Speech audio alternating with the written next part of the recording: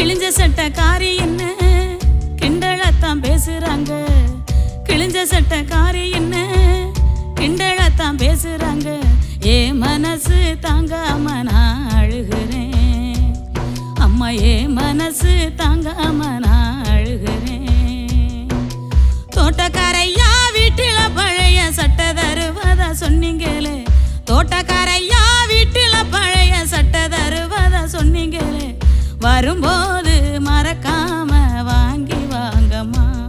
நீங்க வரும்போது மறக்காம வாங்கி வாங்கம்மா.